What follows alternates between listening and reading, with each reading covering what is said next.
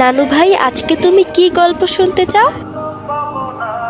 আচ্ছা নানু, বিটিএস কি? বিটিএস? কি হলো নানু, চুপ হয়ে গেলে কেন? বলো না বিটিএস কি?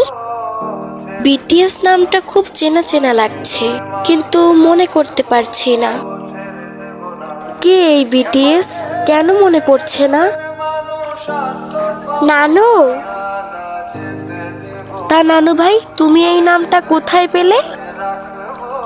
কোথাও না নানু, তোমার রুমের একটা বইয়ের মধ্যে এই নামটা লেখা দেখলাম, আর সাথে একটা ছবি।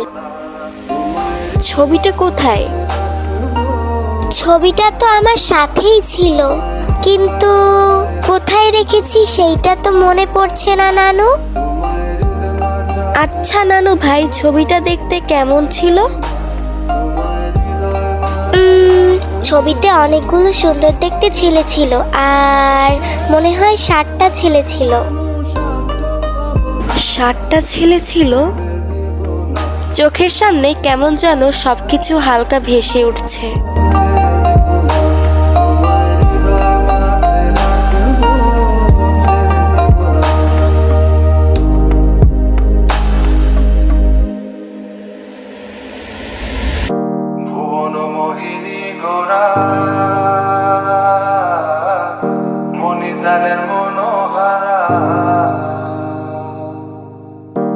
হ্যাঁ, মনে পড়েছে।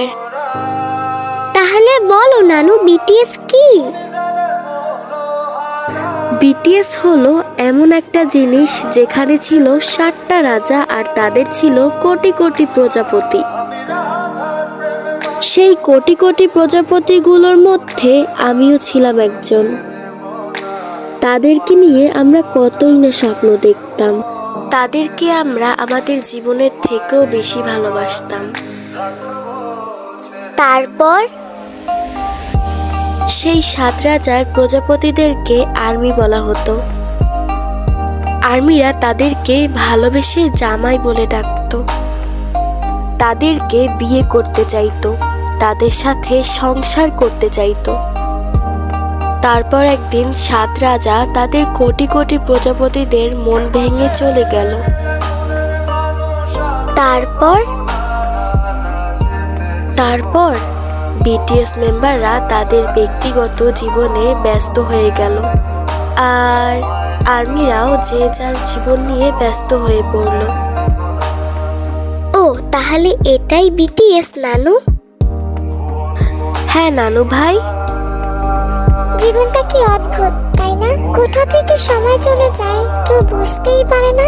এই তো সেই দিন বিটিএস ডিসব্যান্ড হলো। ভেবেছিলাম তাদের ছাড়া থাকতেই পারবো না, তাদের ছাড়া সময় কাটবে না, তাদের গান না শুনলে হয়তো মন ভালোই থাকবে না, হয়তো তাদের ছবি না দেখলে দিনটাই সম্পূর্ণ হবে না।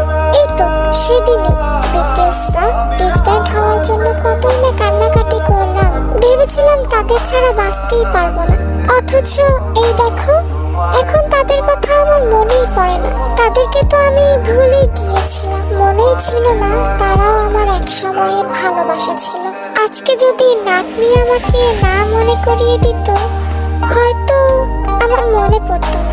কিন্তু মনে না পড়লেও তাদেরকে তো কখনো ভোলা যায় না। তারা তো ভোলার মতো মানুষ ছিল না।